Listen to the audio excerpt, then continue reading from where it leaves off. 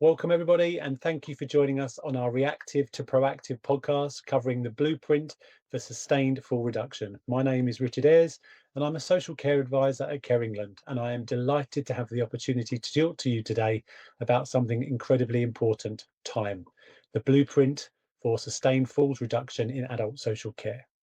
We know falls are the biggest cause of death for people over the age of 80. The cost of the system and the individual are more significant than they've ever been. Traditional care models achieve what they've always achieved, and it's now time to think differently about falls and to start to question how we deliver care in our services.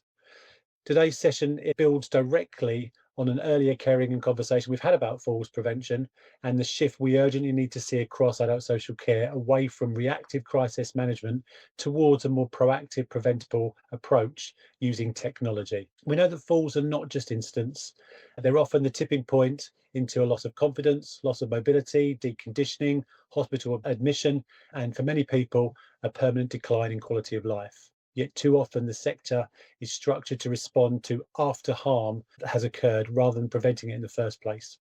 So today's discussion is deliberately practical.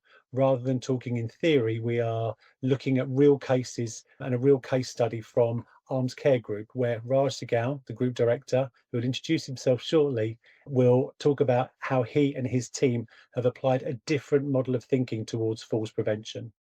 This is not about product promotion, it's about examining what happens when providers take a strategic data-led approach to safety and prevention and what the provider sector can learn from that experience. So firstly, Raj, welcome. Would you like to introduce yourself? Hi, Richard. Yes, thank you for that introduction. My name's Raj Sehgal. I'm the CEO of Arms Care Limited. We're a small provider based in North Norfolk. We've got a group of 6 homes. And as you said, Richard, the emphasis for us has been on effectively dealing with falls on a proactive basis rather than reactive. All too often, we've been all working towards dealing with falls after the event, and it's possibly too late for a lot of people. The technology that we've looked at has basically alerted us to falls before they happen. So it brings a lot of new technology into the mix that actually improves the quality of lives of our residents, brings in new technology which has never been used before, and it's cost effective and brings back so much time to our carers. And later on, I'll go through how we've managed to do that. Time is the real challenge here, giving that time back as well. Prad, would you like to introduce yourself? Yes, thanks, Richard. And hi, Raj. I'm Prad Thiruvenkatanathan. I'm the founder of Earzz. We're a business based in London. We've been working very closely with Raj for quite a number of months, in fact, a couple of years or so now, Raj. And it's been a fantastic journey. We started off learning a lot about what is needed and also building a solution that now truly helps in the sector. And I'm keen to talk a little more about the results that we've achieved with Raj and his leadership as well in operationalizing a lot of the results that we're going to talk about today. So keen to jump into it and show you some of the work that we've been doing. So probably back to you, Raj, really for the first question is that why was it time to change the status quo? You've been doing this for a couple of years, but what drove you towards wanting to implement this change? Actually, it was a personal thing for me, really. So I suffer from sleep apnea, and I was using an app that helped me monitor that. And I know very well that if I hadn't slept well at night because of that, I was at risk. And actually, my risk was a personal experience where I actually had a car accident where I fell asleep at the wheel because I didn't sleep properly the night before. And that really woke me up to the whole scenario of how we can prevent accidents from happening if we were to introduce technology that helped us to sleep. And that same application applies to anybody, the elderly in particular. And so one of the things from a personal experience, that actually helped me to look at something. So when I met Prad at some technological expedition somewhere in Birmingham, we looked at their product and we put the two applications together. We sat, we discussed it, we looked at things. We gave Prad the sort of ideas and he had the technology, and he put it all together, and we came up with something that actually would help us to reduce the number of falls, and not only reduce the number of falls, but actually almost predict if somebody was vulnerable to falls, perhaps the following day, like I myself was when I had the car accident. it's evolved from there. So as Prad said, we've been working for a number of years. We've been testing, we've been trialing, we've been going back, we've been looking at the data, we've been putting it back together. And now we have something which has basically, it's been a transformation for us and our service users. And I'm 100% convinced that it'll be a game changer for the entire industry. That's a very personal story, but it helps bring it to life as to why you want to do this, take this proactive approach to making sure the accident happened in the first place, just taking things back, the root cause analysis. Very, very helpful. Now, it's thinking about the intention and the need and the innovations across the sector. Prad, do you think you could build upon what Raj has explained and bring to life the technology used in today's case study? Yes, of course, Richard. So just as Raj was saying, what we discussed and what became very obvious during our conversation was Raj's emphasis on sleep. And as we began working very closely with each other, it also became obvious that there is a large cohort of people in care today who can't quite press a button to call for attention, although they've got all these call systems available. And that cognitive barrier also eventually leads to restless nights because they tend to vocalize and call for support. And that happens without a check because they may just go about, because the carers may not even know that the person's shouting or calling for support or even moving in the room. So that's something that came up as one of the key elements of what the needs were. And again, in terms of the technology, what we did there was to use acoustic monitoring, but not in the traditional sense. So what we did was this is the system in itself. I don't know if you can see my video, but it's the pod, it's the size of a golf ball. But the intent here was to try and build the intelligence for this system to understand, recognize, and delineate those specific sounds of movement in the room or even vocalization when a person calls for assistance. And that's something that we began training this little pod to recognize and analyze the patterns of automatically and alert the carriers when those specific sounds were heard. And this is something that truly made a big difference in the first few iterations of the product, where we began working with Raj to understand how this could truly help. And that was the premise to how the innovation came about. But beyond that, what we now do is something even more leaning towards the proactive side, not just reacting to these sounds, but actually understanding patterns of behavior based on the sounds to work out what the baseline behavior is and anomalies in the baseline too. Why is that useful? When you think about elderly care again, it becomes very obviously useful because it can tell when the person's intending to exit the bed or even vocalize for attention. So the carers can get proactive alerts and they could go and intervene and prevent falls from happening or reduce the risk of falls at least. In dementia care, as I was saying before, there are quite a few people who may not have the cognitive ability to effectively push an active call system to call for support. And in those types of instances, having the ability for the system to recognize these sounds and when a person vocalizes or when they shout, for the system to automatically understand that this is what is happening and then alert the carers could help proactive interventions as well, which obviously try to minimize the risk of falls. But beyond that, it also helps them get better sleep. And as Raj mentioned, sleep and fall risks are quite correlated. And that's something we learned a lot through our initial deployments and initial work with Raj as well. From a nursing perspective, again, we built in the ability for the system to identify coughing trends, shouting trends, screaming patterns. And all of these were then used as a way of tracking changes in behavior and alert carers or management teams to abrupt changes in behaviors that could facilitate proactive care as well.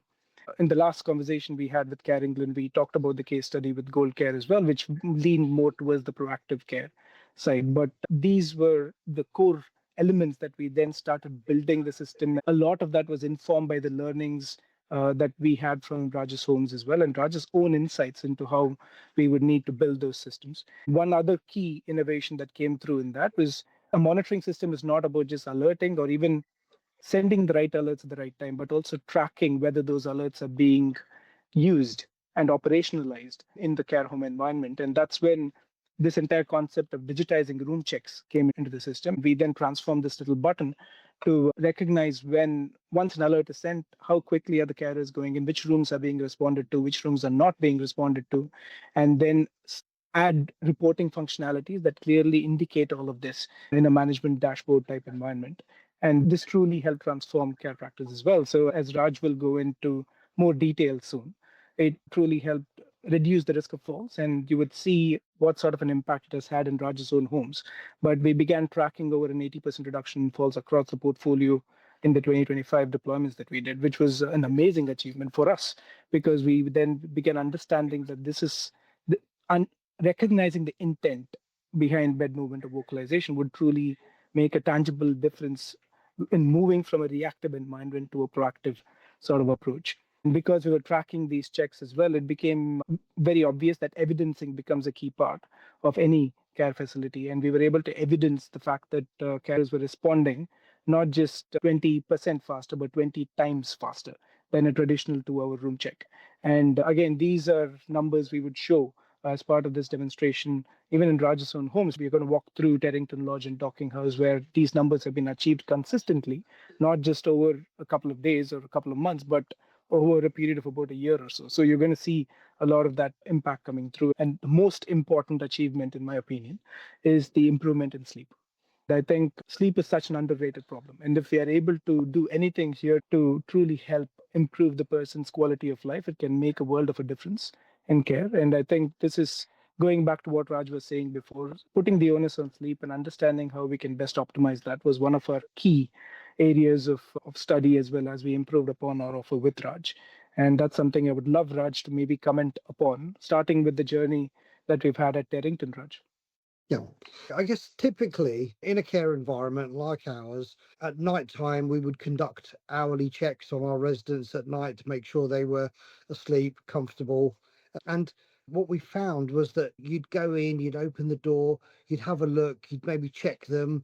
And literally, the second you closed the door or the light would go out, there'd be a click on the door. It could be that in that moment, the resident wakes up just as you leave. And that is the moment of the greatest risk where that resident wakes up and has a fall. But your next check is not for another hour. So, you're not going to know. Now, if that resident is at risk of falls, you'd have the necessary fall prevention sort of equipment in there, like pressure mats and movement sensors and all that sort of stuff. But unfortunately, by the time that resident's feet have hit the mats, it may well be too late because they would have fallen. You would have been alerted on your nurse call system, and you run to the back to that room. But unfortunately, the resident has already fallen. So this is where we found the whole system, the existing system, is reactive. Something happens, you then react to it. With Earzz, what we have found is that actually we get alerted before that resident's feet have hit the ground, and you know that they're awake, and therefore you can attend to that resident before they've even got up. So two things happen. We mentioned about time earlier. Now, if you've got a 40, 50 bed home and it takes you 1 minute to go around every room and just check that resident, make sure they're okay, sleep, whatever, you're talking about 50 minutes in every hour that somebody's got to go around and check every single resident. And by the time you've been around every single room, it's time to start again. So that night cycle just continues. You can imagine one full-time person, all they're doing is night checks. Now, what we found is that with Earzz, actually, you don't have to go into somebody's room to check unless it's on their care plan or unless there's a special note that they need to be checked every half an hour, 2 hours, or whatever it is. But generally, you don't have to check because the system will alert you when they're awake. And it sort of recognizes the sounds of concern, and it will alert the carer that, so and so in room 6 is awake and possibly needs checking. So the time that's saved, if you've got a care home with 50 residents at night, that could be one person's full-time job that is saved. And as we said earlier, in an environment where we're all short-staffed, particularly night staff, it's very hard to find. If you can make their life easier by not having that number of night checks, then you're actually freeing up a lot of time. Graph there shows the number of checks that have gone in, and it's actually come down. So the time saving is huge. The other thing is, as I said earlier, is that if you're not going in someone's room every hour, you're likely not to be disturbing their sleep pattern. So therefore, somebody could potentially be going to bed at, say, 10 o'clock at night and not waking up till 6 o'clock in the morning. They're effectively getting a good 8 hours sleep. And we all know that if we get good 8 hours sleep, we're much brighter and more alert in the morning. On the other hand, if we're in bed for 8 hours and we're woken up every hour on the hour, imagine what your day's like when you've been woken up every hour on the hour for your next day. It's going to be groggy. So again, what we've found with Earzz is that if a resident has a restless night and they are awake at night and they vocalize at night, they're going to be more at risk of falls the following day. So again, the system tells us that Richard in room 6 has been up all night and he's been vocalizing, he's been coughing, he's been making noise. Now we know to watch out for Richard the next day and to make sure that he's in an area where he's better supervised and less at risk of falls during the day. So not only are we eliminating nighttime falls, but we're actually now using the system to actually predict somebody who's at more risk of falls during the day. So we're reducing it all round, which is absolutely fantastic. And as the statistics show, we went from an average of about 13 falls a month, which in a typical sort of 30-bed home is not uncommon. And we've now gone to 0 falls because we're actually able to get to those residents beforehand. Now, you might say that's a fluke. And you can see from the figures there from April, before we started, 13 falls on average in a month, following month 9, 7, 2, and then to 0. Now, it might be a fluke, but you can see there is a clear pattern there. In a second home, when we introduced it, we had, again, from December in Docking House, 0 falls, 0 bedroom falls since December. Now, again, that's the staff getting used to the system, the staff understanding how the system works, the management using the information that's provided by the system to better recognize where the risks are and actually care planning for those risks. Again, 2 months on into the new year, 0 bedroom falls. Clearly, something is working and it's right. So it's all about using that information to prevent daytime falls, but also eliminating nighttime falls as well. Coming down to those room checks being incredibly inefficient, the traditional methods that we tend to adopt are incredibly inefficient in terms of providing good quality care. We're almost self-perpetuating and creating residents to almost have falls by the way in which we provision care. So we do need to change that behaviour, and this technology has allowed you to do it, and it's delivered some pretty amazing results. So to seeing those falls drop to 0 is phenomenal. I mean, the cost, the economic impact of those falls is absolutely phenomenal. And I wonder whether you could maybe just touch on the wider economic realities of those falls and the safety outcomes, Raj. Well, I guess the biggest beneficiary of this technology is going to be the health services, because you can imagine every fall, if somebody falls in the middle of the night, you then have to have a member of staff that's with them, and you call the paramedics. Paramedics have to come. If you're not a nursing home, they have to be checked out. Because they know that they're in a care environment, they may not come out for 6 hours, 8 hours, 10 hours, 12 hours, not even till the next day.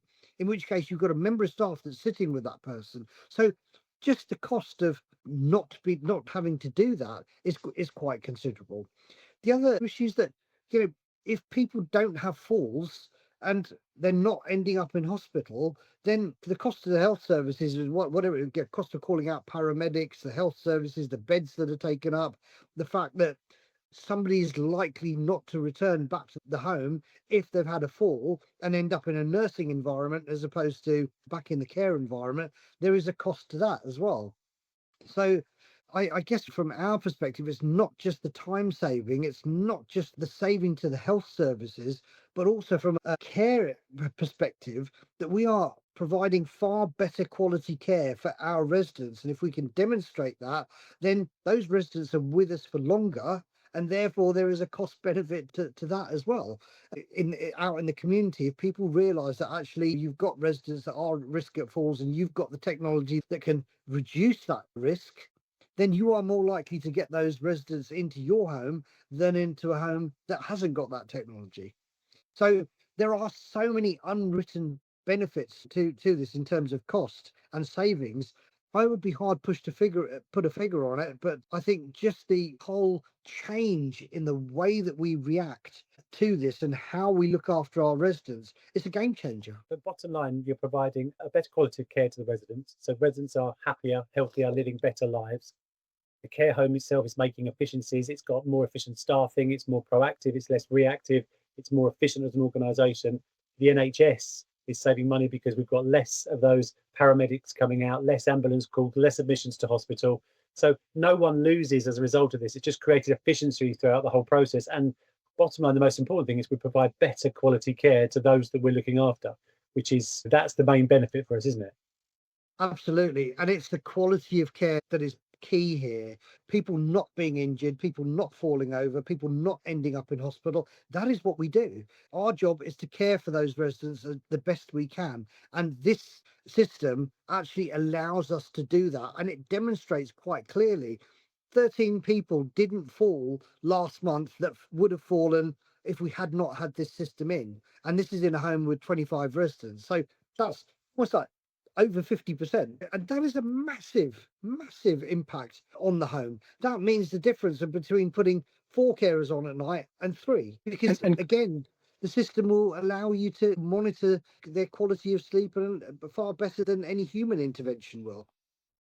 And could I also add to what Raj is saying there, Richard? So one key point I want to emphasize here is it's a statistic that I came across, which I think startled me the first time I came across it. So in terms of the number of people in care today, in care homes today, elderly care, it's 450,000 people in care homes today in the UK. And an interesting statistic, when I looked at references from the Alzheimer's Society, as you've got in the bottom left of the slide there, and NICE as well, was that 70% of them may not be able to effectively use a call system to call for support, although every single bed that we have today has a call system. So that's a finding that really shook me the first time I read it. And I was then thinking, how would they then call for support or assistance if they cannot execute a call button push?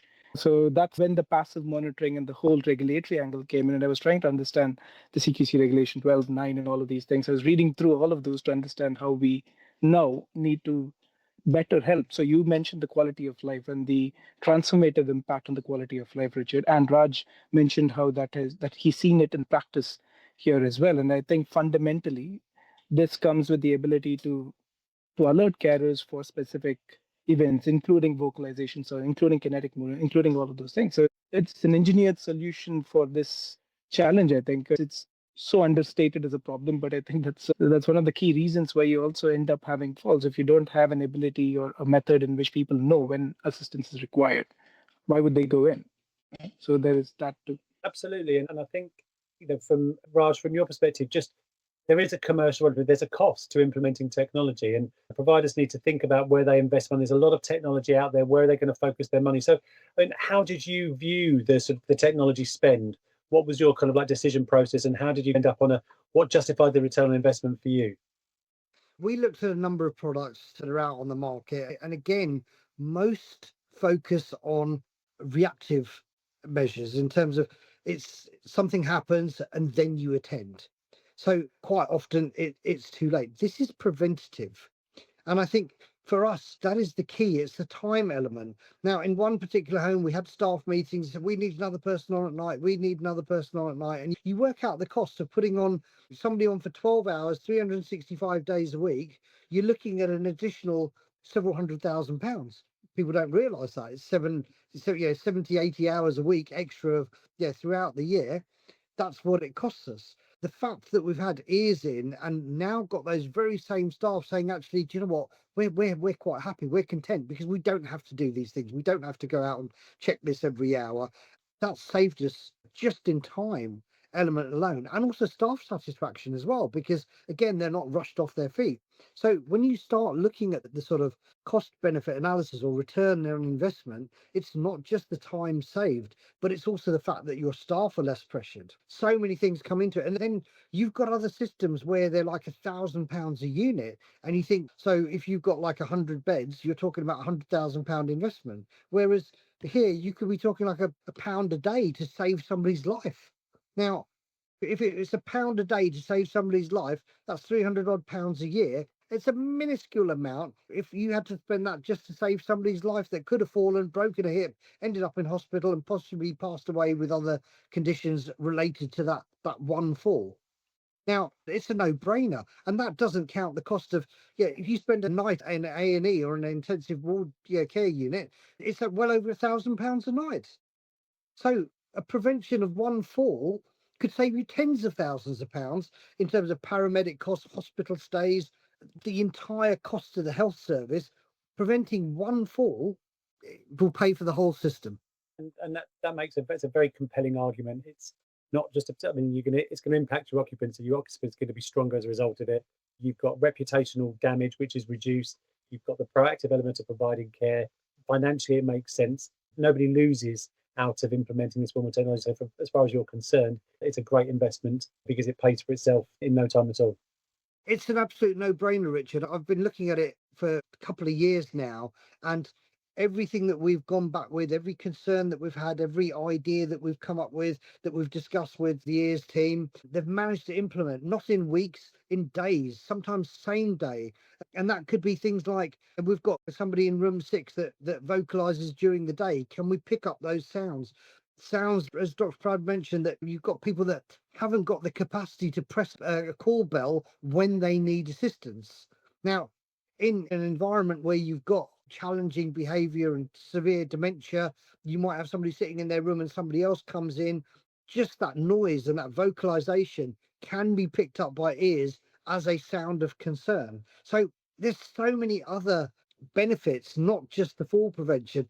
The fact that carers can be alerted to those sort of things, and the system learns and picks up those sounds as it progresses. It's a complete game changer. But it's, again, as care providers, we're so used to doing things in a certain way, and our staff are so used to, we've always done it that way. CQC come in and say, oh, you must always, everything must be written in black ink on white paper and all this sort of stuff. But yet we have to think out of the box. And here we have a system that's innovative, it's new, it's fresh. It just ticks all the right boxes. There are no downsides to this. As we said, the cost is so minimal that actually it's a no-brainer. The local authorities have got to look at these sort of systems and say, do you know what? It's worth paying £1 a day, 365 quid for a year or whatever, just to stop somebody from falling. I think the NHS ought to be investing in this as well. It's an investment to save money. And how many of your services have you got this implementing? Because I know you're rolling out further, aren't you? Yes, we've got 6 services in total. We've rolled out to 4. We've been doing sort of 1 month at a time. I think the next 2 are scheduled in the next sort of 2 or 3 months. And literally every service has seen benefits to the system. And initially you get the resistance. I can't tell a lie. We've got staff that say, we've never done, no, we can't do that. We can't possibly use this. And there is this element of, the system actually reports back to you how long it took someone to attend a call, from the time that there was a vocalization and the time that somebody attended. If there is a fall and you think, hold on a second, you were alerted at 10 o'clock, you didn't attend that till 6 minutes past, that 6 minutes is when they fell, that person is at risk of falls, you should get there quicker. So there's almost this sort of, somebody's watching everybody that, that's going on. So people then, it's almost self-perpetuating that carers will rush to somebody that they know is at risk of falls, and hence now it turns around into, it doesn't matter if so-and-so's screaming, to get there quicker because they know that's being monitored. Prad, in terms of like the AI model that's behind this, I wonder if you could just kind of share some thoughts on that, really, just to help bring to life exactly. We get very nervous when we talk about artificial intelligence, and because it can't take away from human intelligence. We can have alerts, but we need human beings to translate. I wonder if you could just kind of share some of your thoughts on that. Absolutely. I think I just want to share this one slide, which I think would be quite telling of what Raj was mentioning as well. And it goes to your question here as well, to a certain extent, Richard. So I think this is a very nice case study. This is from a resident in room number 10 in Terrington, Raj. So it's one of those cases that we've gone through before. And what you're seeing here, because the system identifies each sound distinctly, Richard, so it's not an audio relay based system. It's not like a baby monitor, which simply relays the audio. It's actually understanding when the person vocalizes, when the person's coughing, when they're moving, impact sounds, all of those are distinctly recognized by the system. And something very interesting happened here with room 10B. When we first deployed into Terrington Lodge, the resident in room 10 had repeat falls. We were then able to go back and look at the data to understand what happens in this specific case for this resident before a fall transpires in the room. And interestingly, what you're seeing in the graph in front of you is a timeline of the different events that were picked up, episodes of events that were picked up by the system before the fall actually transpired in the room. And you can clearly see here the blue streaks that you see are shouting or vocalization episodes. Interestingly, this is just one instance of a fall where a fall was reported, but interestingly, the person was vocalizing a lot before they began moving. So, in other words, the person was shouting and calling for support, and then they eventually fell. When nobody came, they began mobilizing. And from the time they mobilized to when they fell, it was a matter of seconds. As Raj mentioned before, once your foot hits the floor, it becomes quite late at that point to go and intervene and prevent falls from happening. And this is something we noticed time and time again. And we began looking at the data on a repetitive basis. And interestingly, when we started looking at the patterns of falls in this specific room, this happened time and every single time. So you see this vocalization streak.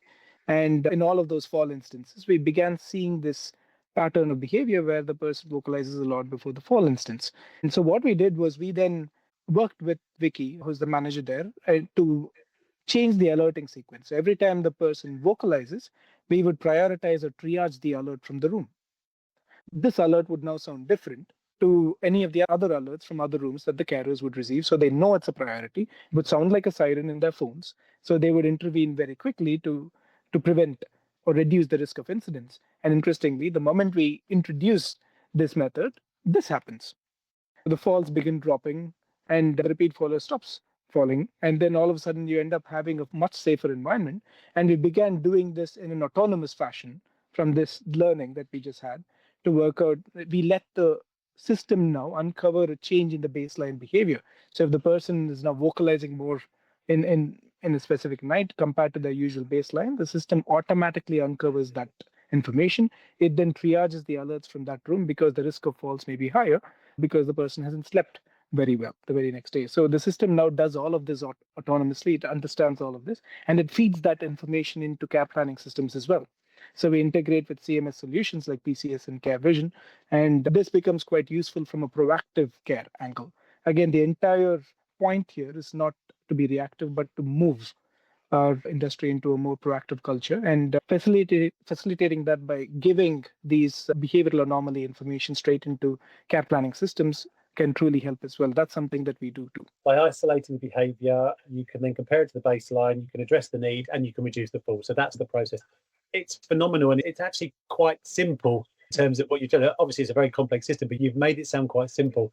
And you've demonstrated it's a real blueprint for person-centred, data-driven sort of safety and care that preserves the residents' dignity while really delivering measurable clinical excellence and leading to zero falls in some cases, which is phenomenal. That literally is phenomenal to be able to take a home that was having 13 out of 25 falls down to zero is outstanding. It's not about saving money, but it clearly does create efficiencies within services, which is how you justify the return on any investment. But overall, and most importantly, it really has enhanced care provisions. Raj, do you have any final thoughts that you would like to share or any closing remarks with those listening and watching today? I think everybody needs to keep an open mind on new technology and AI in general. There's lots of people with different thoughts on the use of technology and the use of AI. And at the end of the day, we are a sector with over 130,000 vacancies.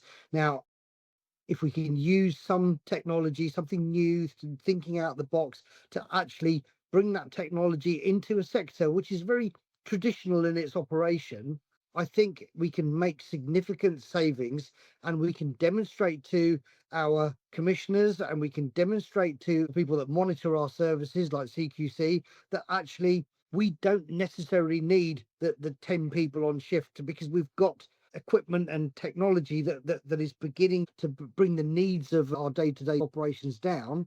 Then I think we can demonstrate that safely and securely.